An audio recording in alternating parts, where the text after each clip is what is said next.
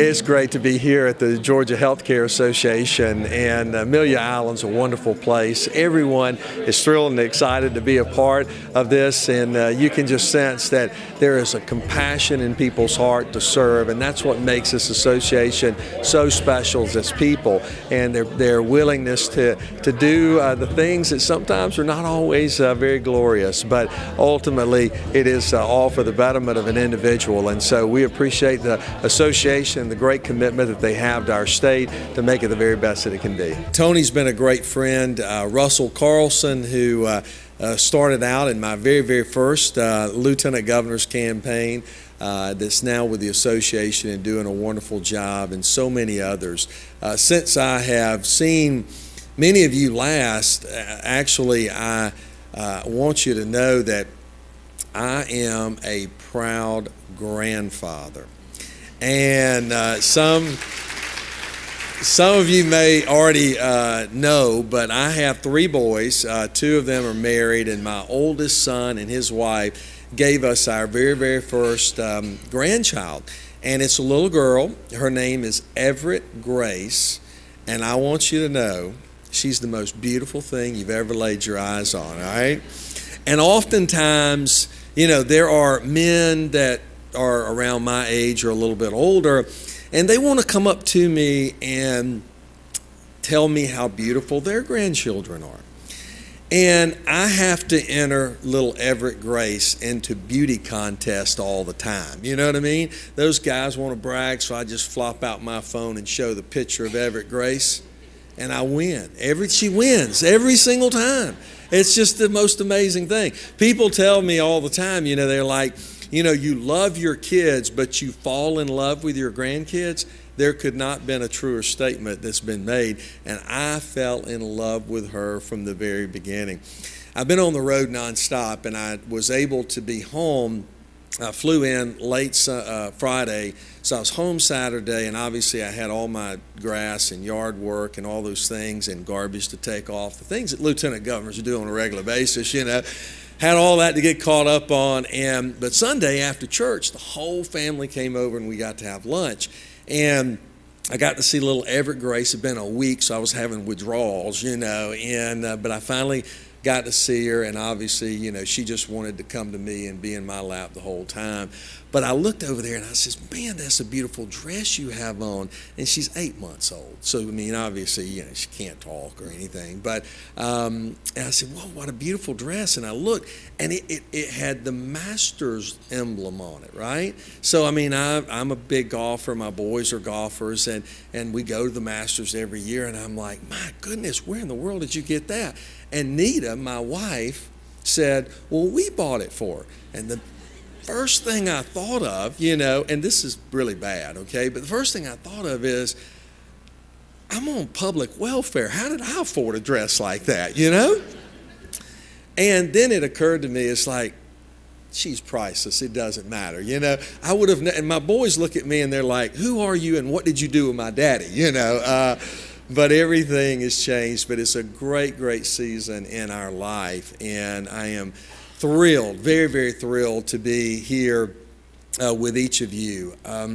You know, I was talking to Russell as I was coming down, and obviously we had the PAC event, and I thought about a whole host of things that I could talk about this morning to you guys, and obviously Tony only gave me 5 minutes, so I can't say a whole lot in 5, but you know, when you get in a retreat type setting and annual conferences like this, you will have a lot of people that are going to come and they're going to educate you on a whole host of various issues.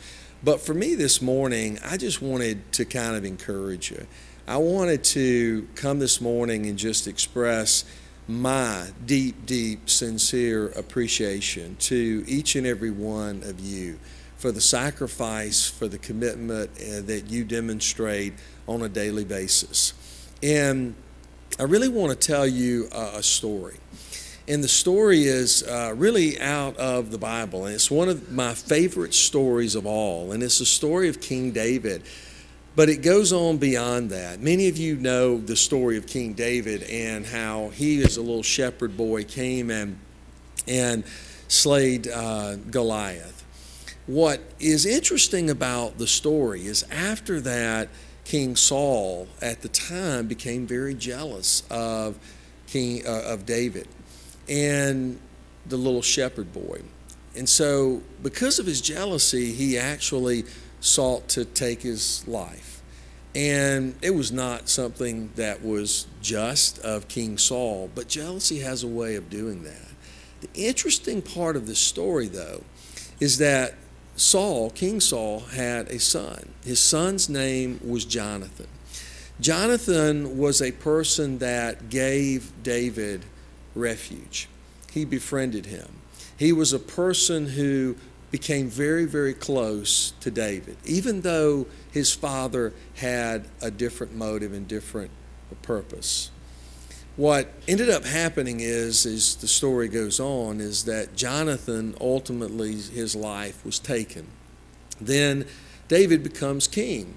And while David was king during that day, he stopped and he paused and he thought of his friend Jonathan. And he told his servants during that time in his cabinet, if you please, he said, "Is there a descendant that is left of Jonathan's?" And they all went out to search to find whether or not there was. And they came back and they said, yes, there is this one individual that is still left. His name is Mephibosheth. But he is a leopard. He has leprosy.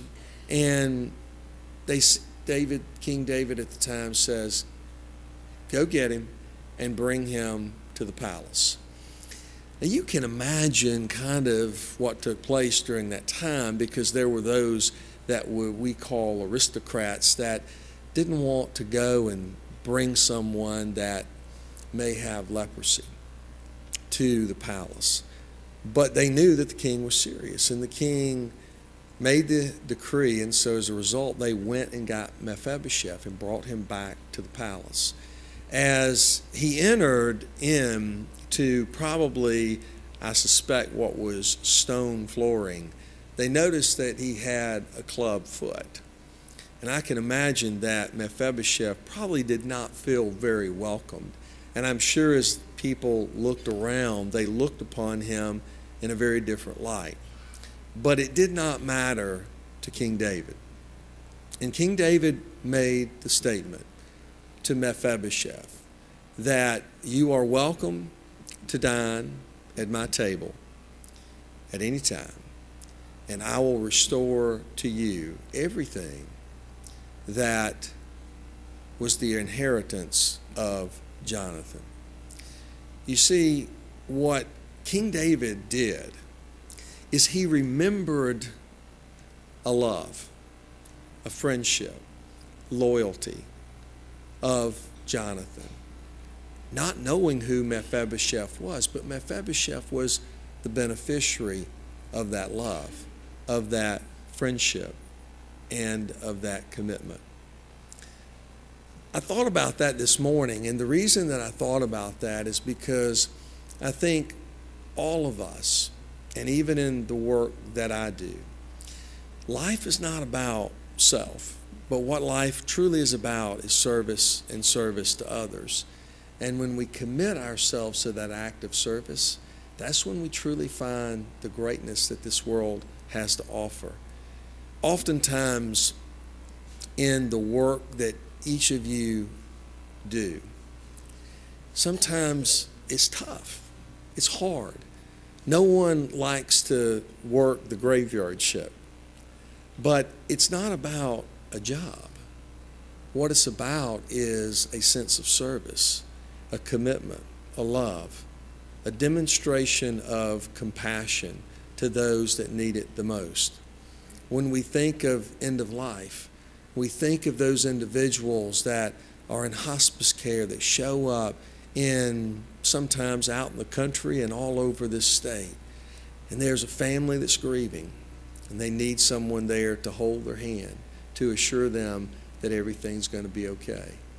Oftentimes in the homes where individuals that may have Alzheimer's, not really knowing where they are, but you're there.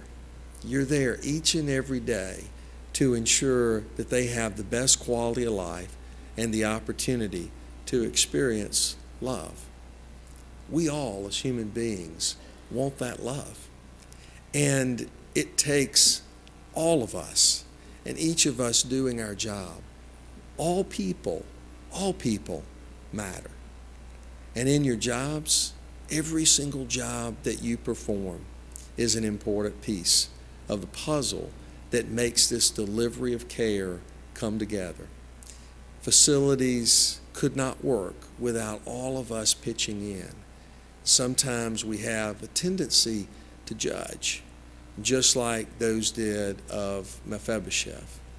But the reality is, all of us have purpose. All of us have meaning. And all of us have a role to play in making society a better place. No one does it better than each one of you. And I want to say a special thank you for your willingness to sacrifice and your commitment and your calling to a purpose that truly is important to individuals and the greater good of our state. Oftentimes people say, Casey, why do you fight so hard to ensure that appropriate funding is available for long-term care? Because if you can't make the sacrifice for those that have come before us, we're not a very good society. And you guys provide hope. You provide an opportunity for caring. And that, I think, is a very, very noble cause. Many times we think of success. Well, there's a difference between success and significance. Success really is kind of about an individual, our individual successes. But significance is really about others. And each one of you are living a life of true significance. Even though you have successes, what lasts forever are the life that's committed to others. And that is what a significant life is all about.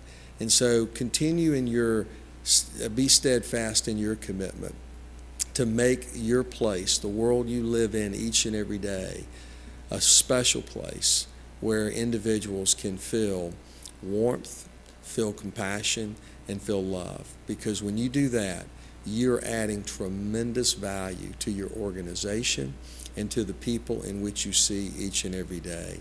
And so it is a true joy to be with each of you and to say a special thank you and to encourage you to be steadfast and carry that torch for the generations and set the example that is needed for others to follow. Thank you all and enjoy your conference. God bless you.